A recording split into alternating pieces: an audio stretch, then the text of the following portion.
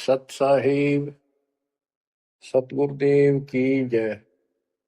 बंदी छोड़ कबीर साहिब जी की जय। बंदी छोड़ गरीबदास जी महाराज जी की जय। स्वामी राम देवानंद जी गुरु महाराज जी की जय हो।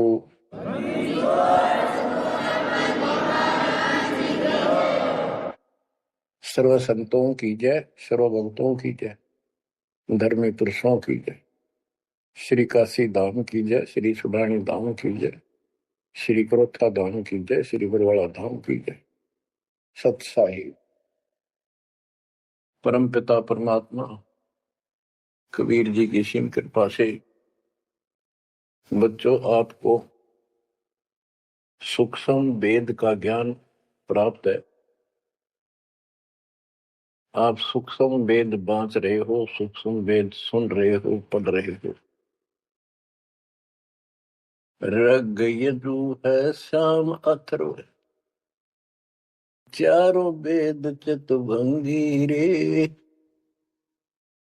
सूक्ष्म वेद बांच साहेब का, सोहंसा सतसंगी रे। सूक्ष्म वेद बांच साहेब का,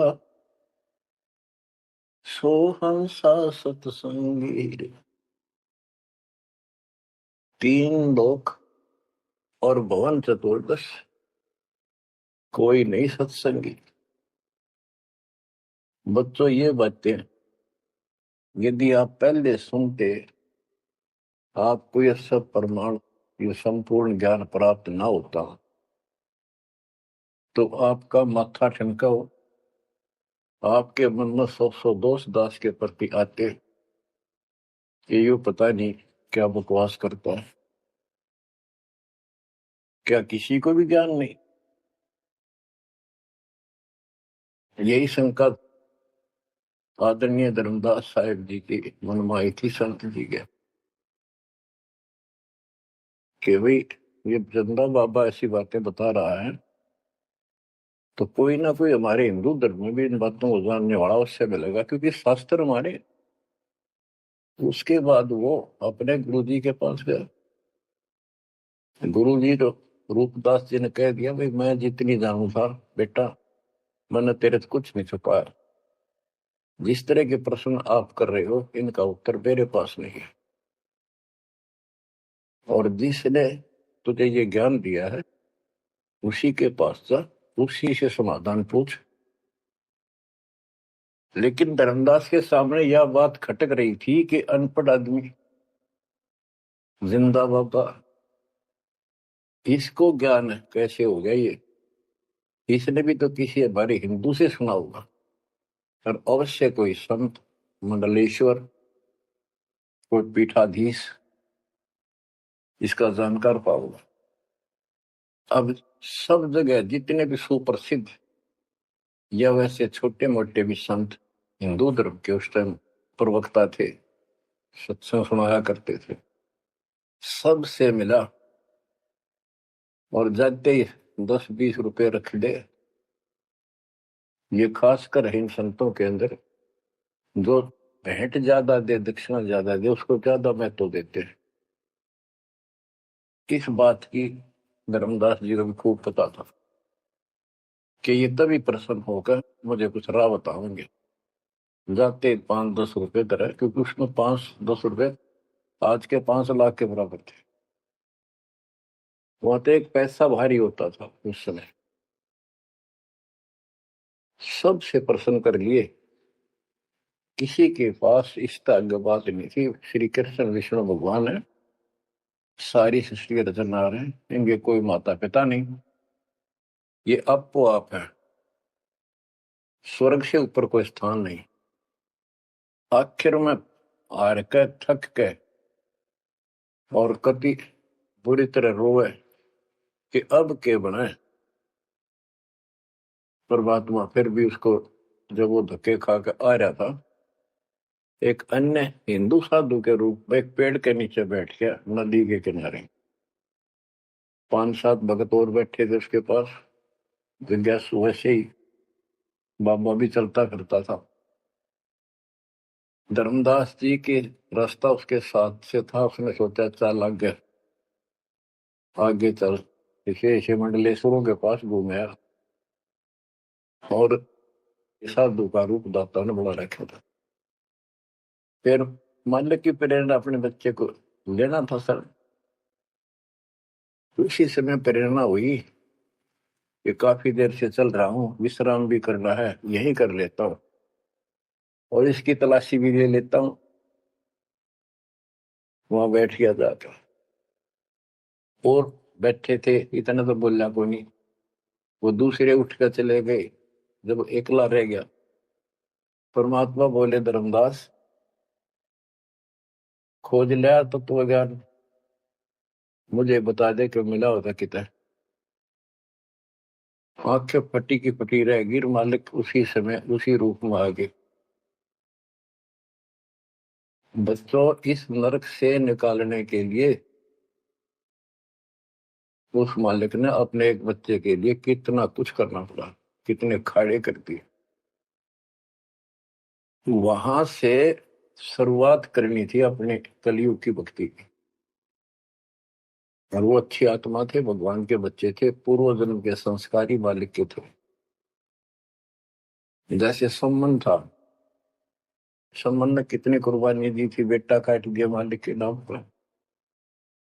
अब उसके लिए खाड़े करे थे परमात्मा ने, कहाँ कहाँ कैसे बंदी बने, कोड़े खाए, उसकी सेल बिस्तर बिछाए। किसी जन्म का ये धर्मदास जी भी ऐसे ही कुर्बान आत्मा था, लेकिन ये ठीक से टिके नहीं क्योंकि ज्ञान संपूर्ण नहीं था। इसलिए मालिक उसके लिए फिर वहां बैठ के जाकर धर्मदास जी परमात्मा के चरणों में गिर के अपनी ढीठता,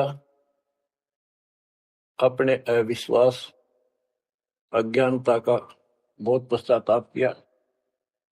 हे मालिक, आप सत्य, आपका ज्ञान सत्य, आपका समाधान सत्य। परमात्मा बोले, ये प्रेरणा मैंने की थी तेरे ऊपर।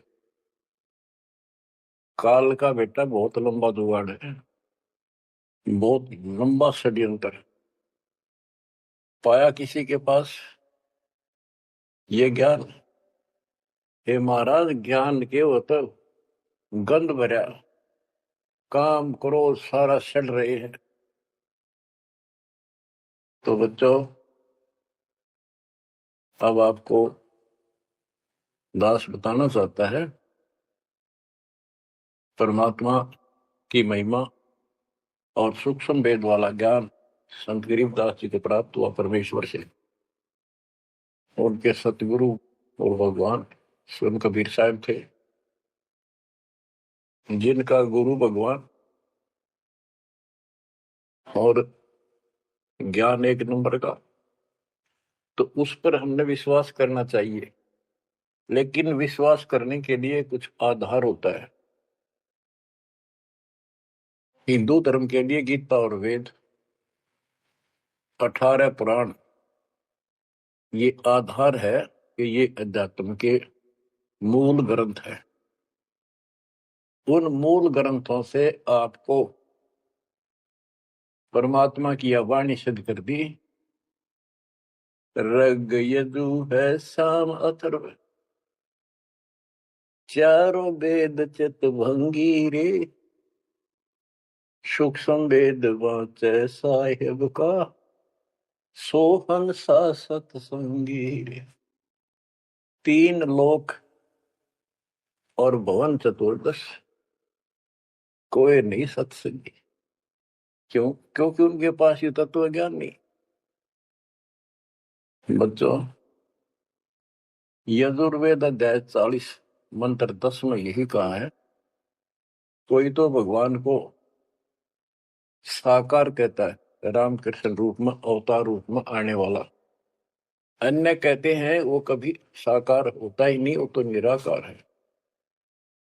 परमात्मा साकार है या निराकार है, किस तिथि में आता है, वो कैसे लीला करता है, इसकी जानकारी तत्वदर्शी संतों से पूछो।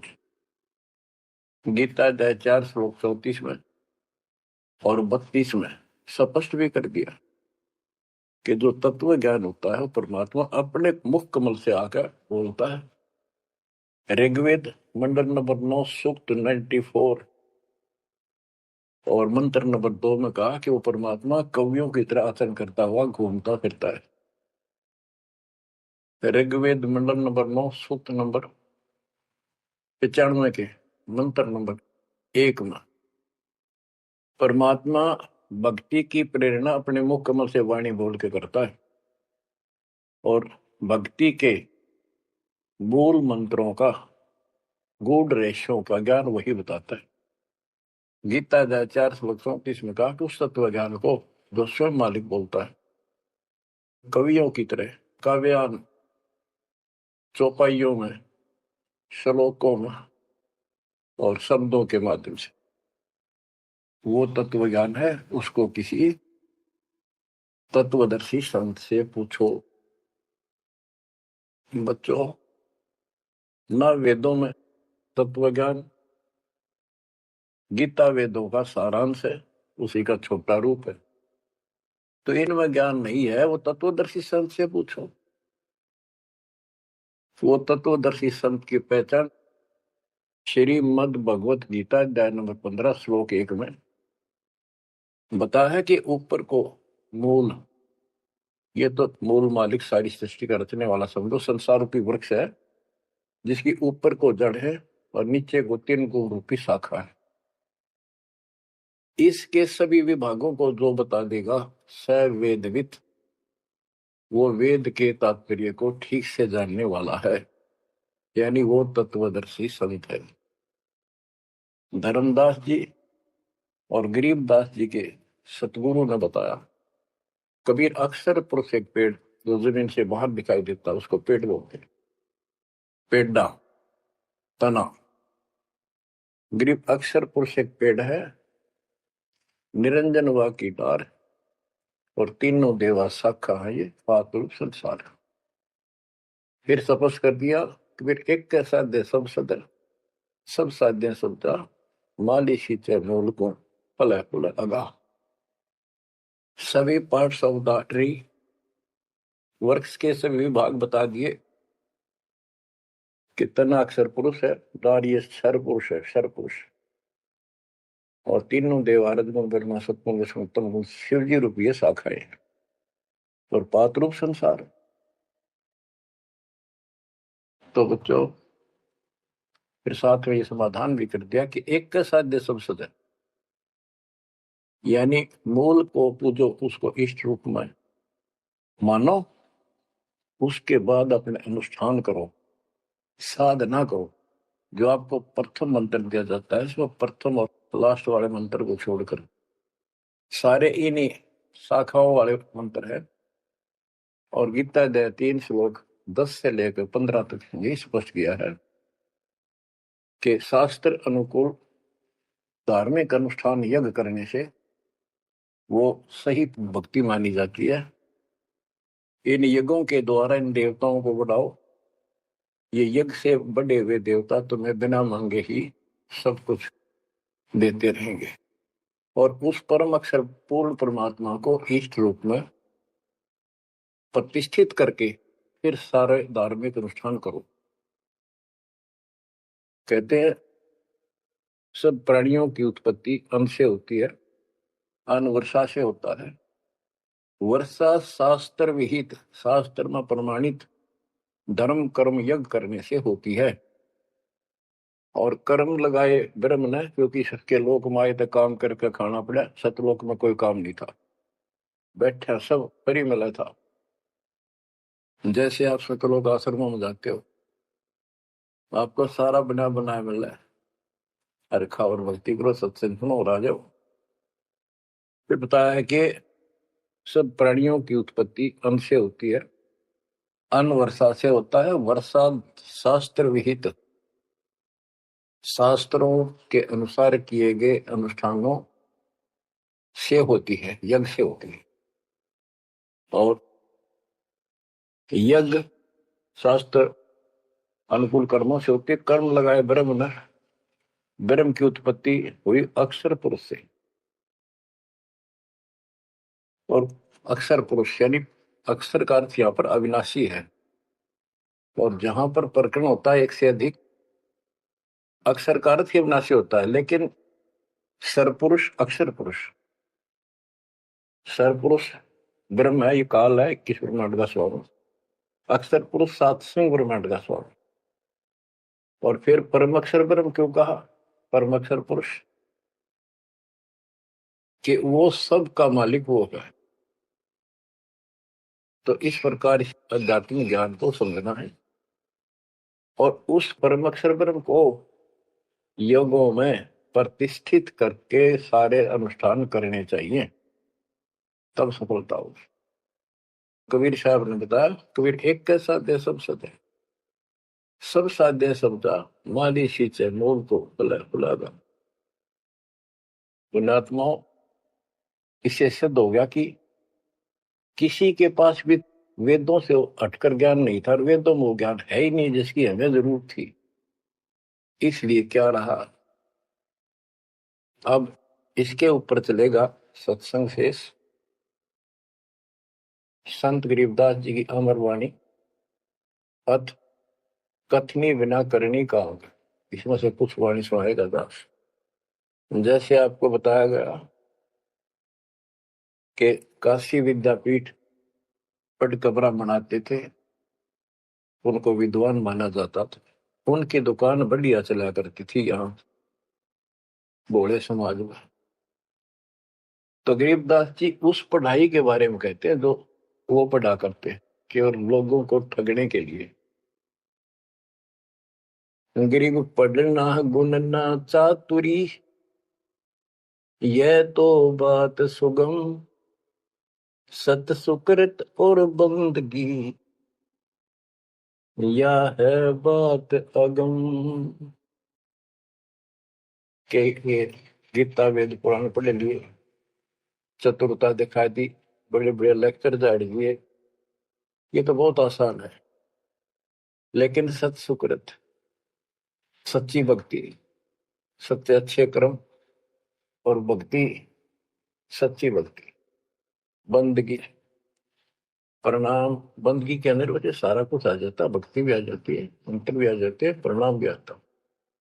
कई बार विशेष तौर पर बंदगी प्रणाम को बोलते हैं, बंदगी प्रार्थना भी कही जाती है।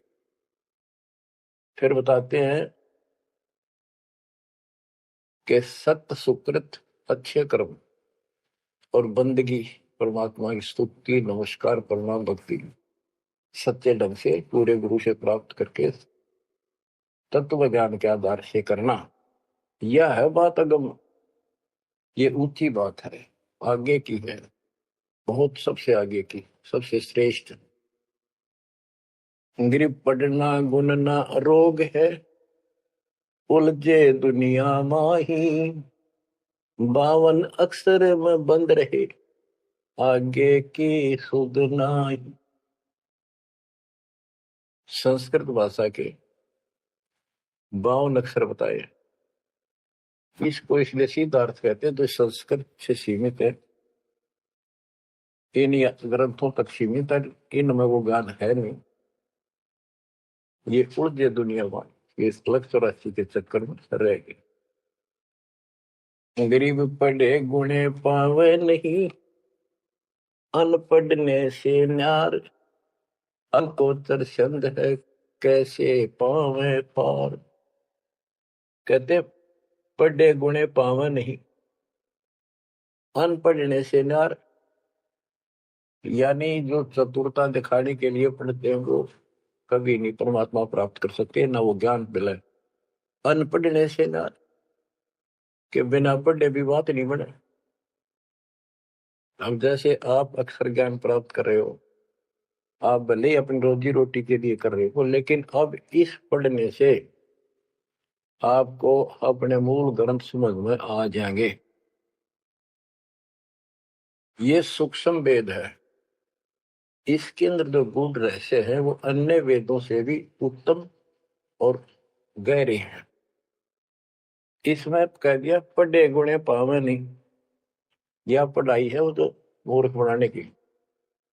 अनपढ़ने से ना, जो नहीं पढ़े वो भी दूर रहेंगे। हमारे को अक्षर ज्ञान नहीं था, इसलिए हम इन चतुर लोगों की बातों में फंसे रहे। गरीब वेद कथें चित चूक है, मन में मान मरोड़,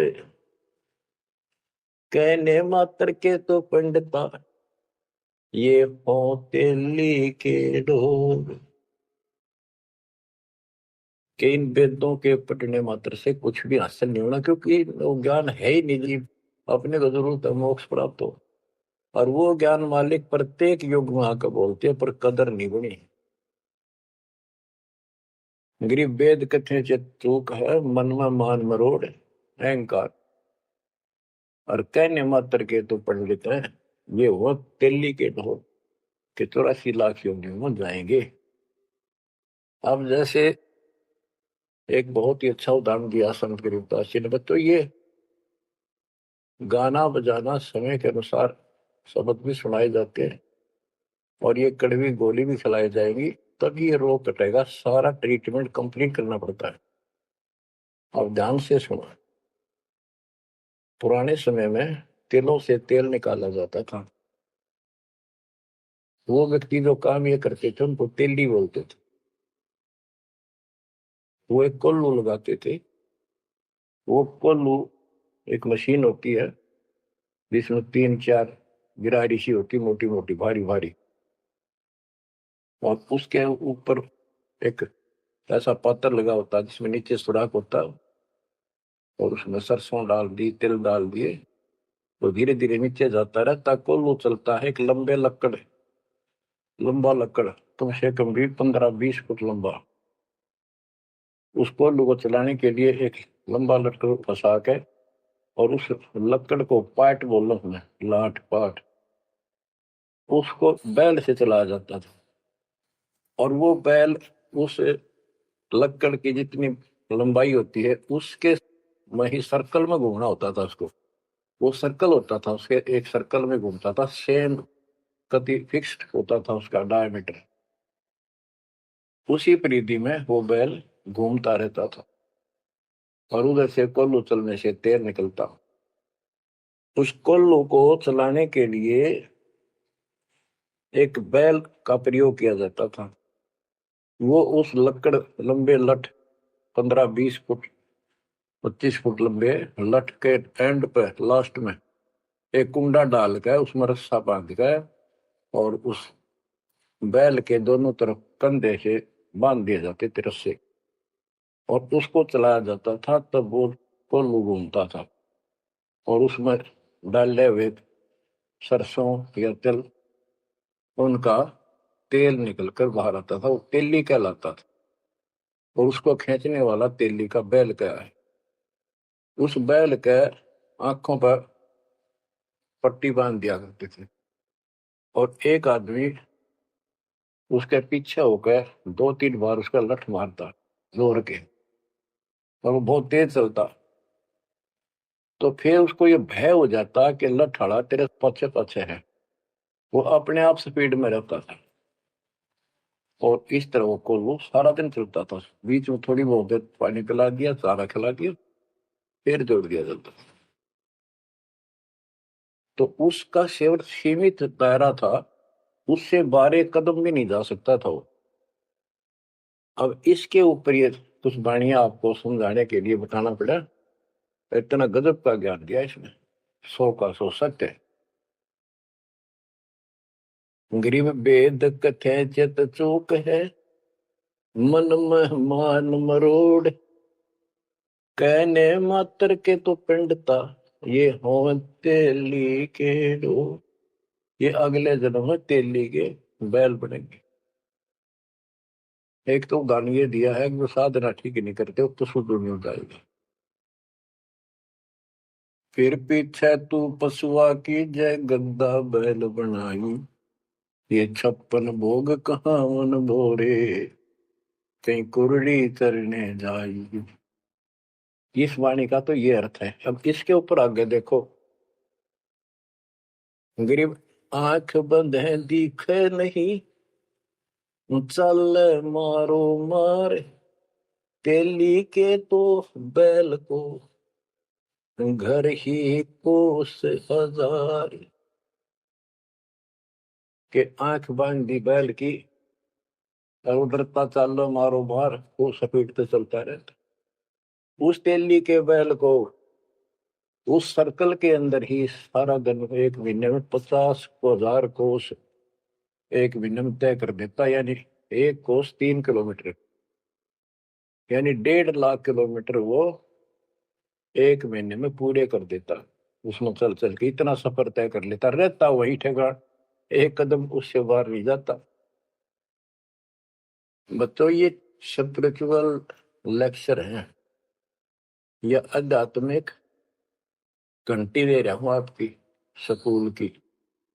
इसको ऐसे समझाने से आपके अंतःकरण में योगदान रचेगा। एक क्या होता था पहले, जैसे फसल होती थी गेहूं चने, इनको अलग करने के लिए भूस से एक गाटा जोड़ा जाता था, गाटा। उसके बीच में एक लठ गाड़ के मोटा था, उसका रस्सा बांध के फिर 5 7 10 पशु, जिसमें भैंस गाय काटड़ा काटड़ी ऐसे शरीर में बांध दिए जाते थे।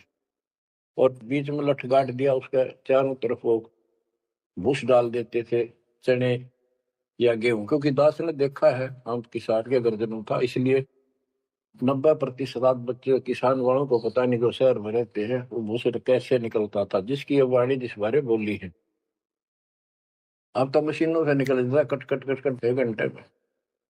पहले महीना महीना लगे रहा करते। दास का जन्म ऐसे समय में दिया दाता ने जब वो 5505 निकट आ रहा था। और वो पिछला प्रोसेस सारा पता है जो एक वाणी में बोला गया है। दास को समझने में आसानी रही, आपको समझाने में आसानी होगी।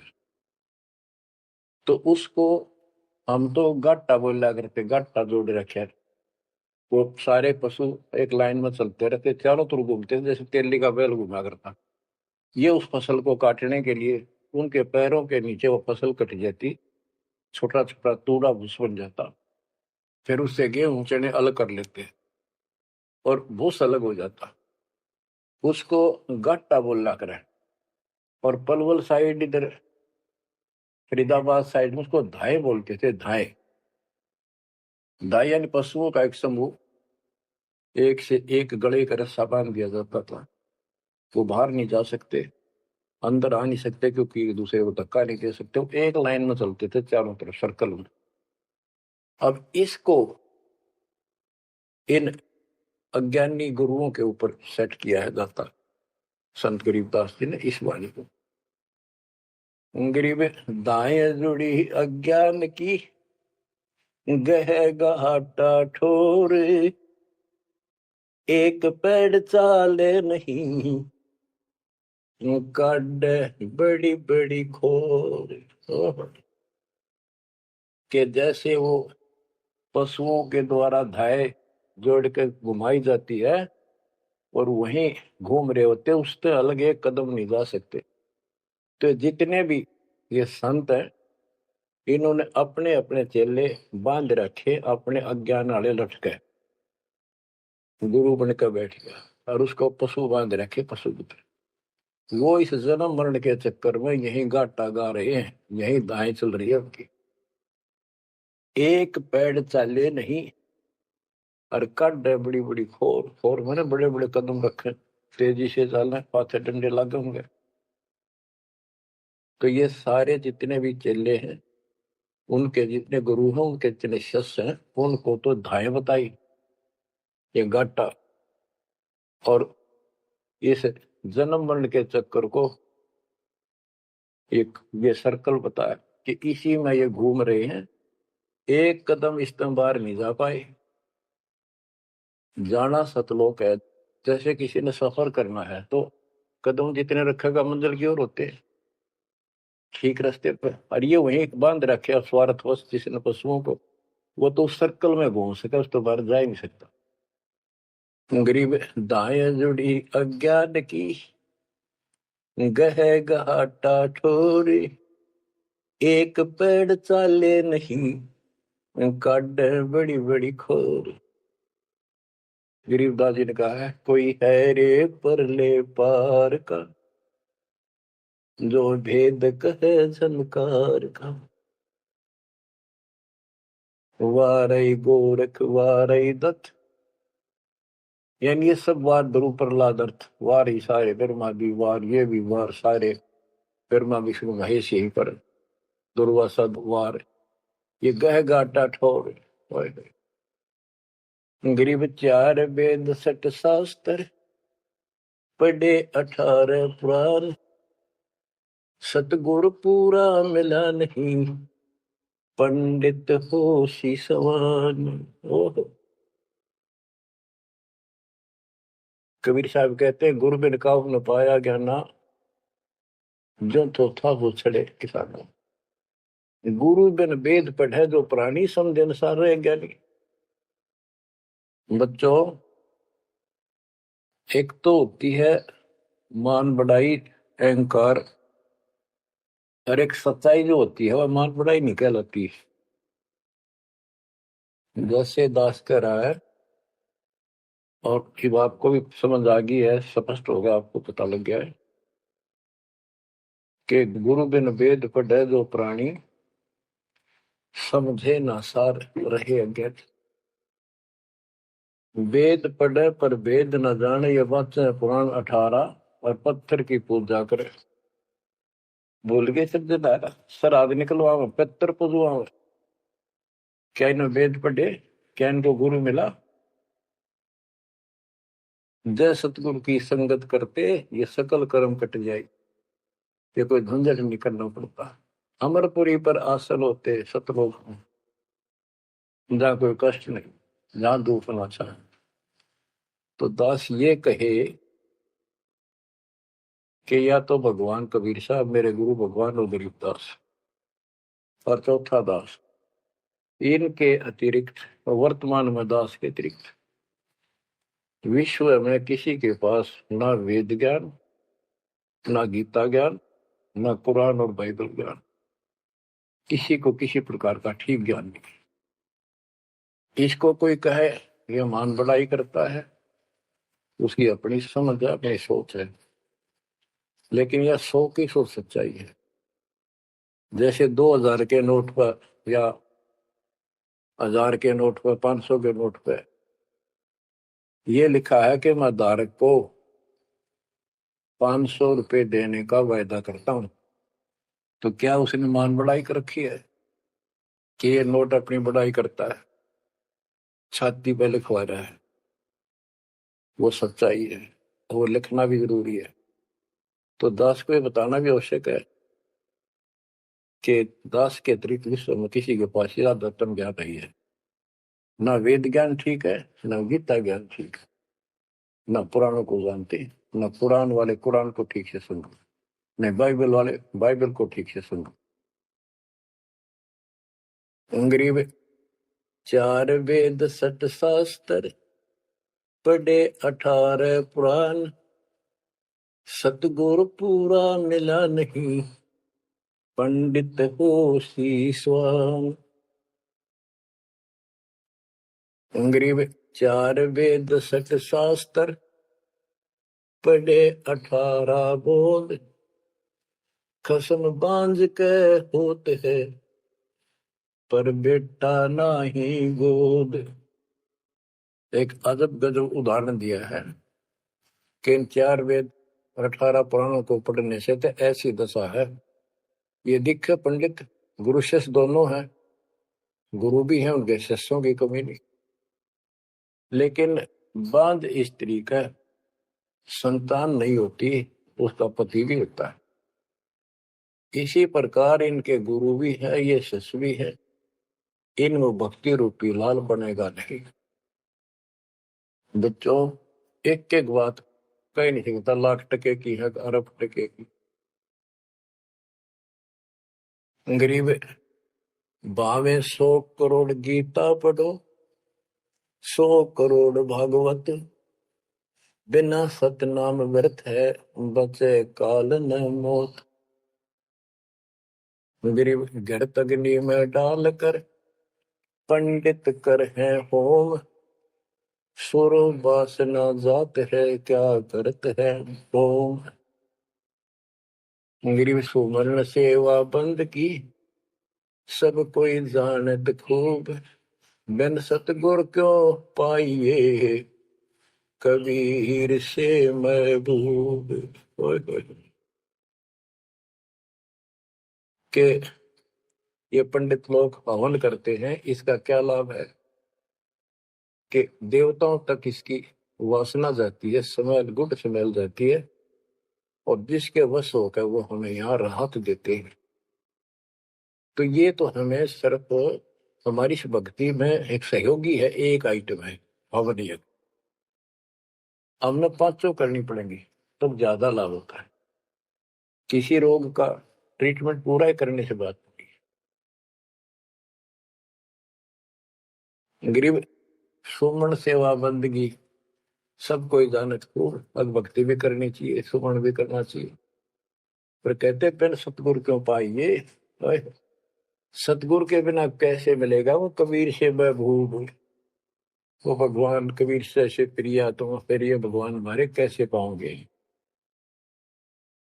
ये दूसरे संत बनावटी इतने गजब के हो जाएंगे, क्या बात।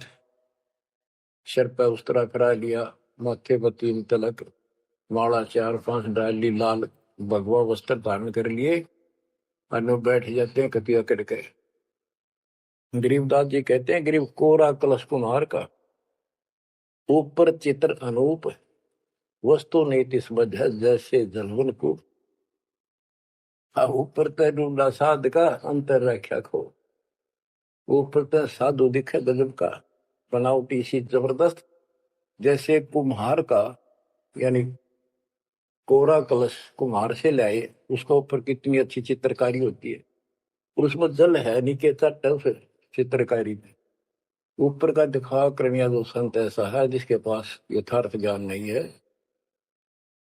वो तो ऐसा है जैसे कोरा कलश कुम्हार का, ऊपर चित्र अनूप। वस्तु नीतिस्मद है, जिसके लिए लाए तो जल है नहीं मीठा। और जैसे जल बिन कुआं, जैसे कुआं बिना पानी का के काम। गिरी 500 मुद्रा पिंड में, आग बुदर शरीर। 52 गंडे गंग है, खेवट जहां कभी। कहते ये शरीर, स्थूल शरीर में 5 मुद्रा है, उनमनी खेचरी भूतरी चाचरी आदि।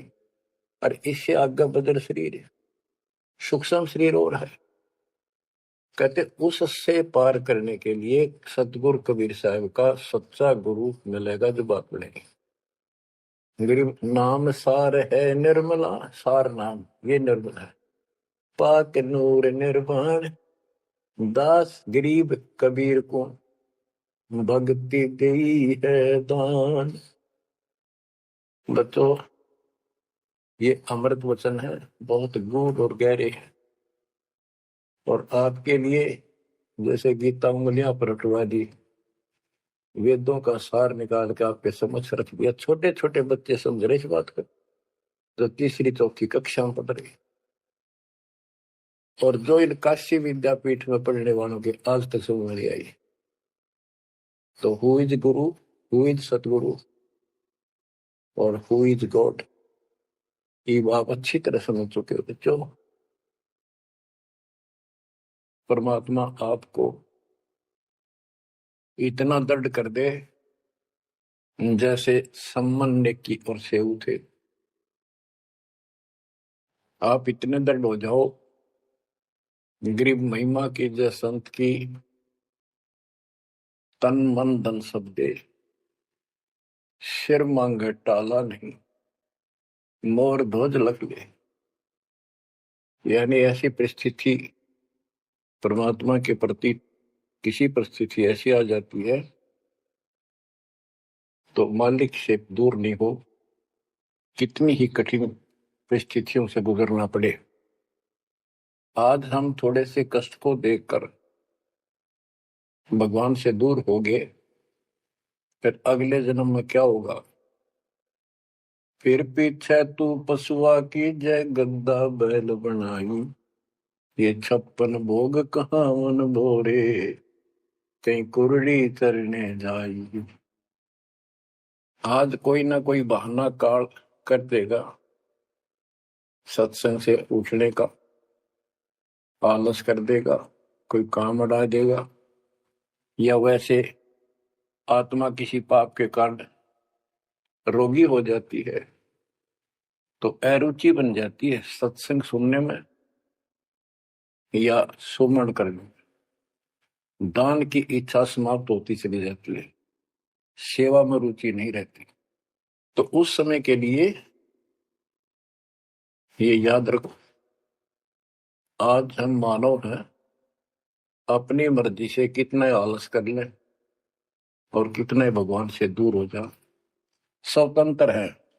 और कल को गधे बन गए, बैल बन गए, नाक में नाथ गल जाएगी, या 2.5 मन का कमर के ऊपर एक थैला होगा गधे के, तो आलस तो उसमें भी होगा। मन तो यही है। कई कहते हैं मेरे से नहीं होती सेवा, चलो कोई बात नहीं, सेवा तो करनी चाहिए, सेवा से दूर नहीं होना चाहिए। तो मन तो वहां भी दुखी करेगा, गधा अपने पास से भी सोचेगा कोई कि पटक दूं बोरे ने, घेर दूं, डाल दूं। एक आदि पर गधा ऐसा भी कर देता है, फिर उस पर ज्यादा भार लादा जाता है और लठ भी पड़ते हैं, फिर वो सीधा चलता है। इसलिए इस मन पापी को आत्मा यही समझा सोच डाले, दाता से दूर ना हो। इस संसार में सुख नाम की चीज नहीं है। यदि सुख होगा, या जो नकली सुख भी अगर चाहिए तुम्हें यहाँ का, तो भी दाता के चरणों में मिलेगा, रहोगे तो मिलेगा। इससे दूर होकर कुछ दिन जो ये समय आप भक्ति कर चुके हो, सच्ची मर्यादा में रह गए, वो आपकी बैटरी सी चार्ज होगी जैसे इन्वर्टर की हो जाती है, और फिर चार्जर हट गया, वो बैटरी फिर भी काम करती रहेगी और ऐसा लगेगा कि बिल्कुल सब कुछ ठीक ठाक है, कोई फर्क नहीं पड़ा, चार्जर भी हटा दिया। जब तक वो संग रह सकती है, एनर्जी है बैटरी में, वो काम पूरा करेगी। जब वो एनर्जी खत्म हो जाएगी, आगे संग्रह हो नहीं रही, तो एकदम ही वो सब सुविधा बंद हो जाएगी, पंखा भी बंद, बल्ब भी बंद, और भी कार्य कर रहे होंगे, कंप्यूटर भी बंद, फिर बहुत देर हो चुकी होगी। इसलिए इन सब बातों को ध्यान रखो, याद रखो। मुश्किल से दाव लगा 7.5 अरब आबादी में से आप ये थोड़ी सी आत्मा परमात्मा की शरण प्राप्त कर पाए हो, तो बच्चों परमात्मा आपको मोक्ष दे, अपने चरणों में रखे, आपकी तरफ बढ़े, कुर्बान हो जाओ, सत्संग सुना करो ढंग से। देख परमात्मा ने कहां से कृपा कर रखी है, आँख खोल लो ना, जो फूक निकली और कोई नहीं पूछेगा, धक्के खाते करो तेरा कुत्ते को देखेंगे। परमात्मा साथ इसलिए होगा कि हमारे और कामों में विशद करेगा, इसलिए मालिक पर ज्यादा ध्यान दो, काम करो, काम न को मना करें, उस काम में बरकत भी आप मिलेगी। दाता आपको मोक्ष दे, सदा सुखी रखे, सत्साई।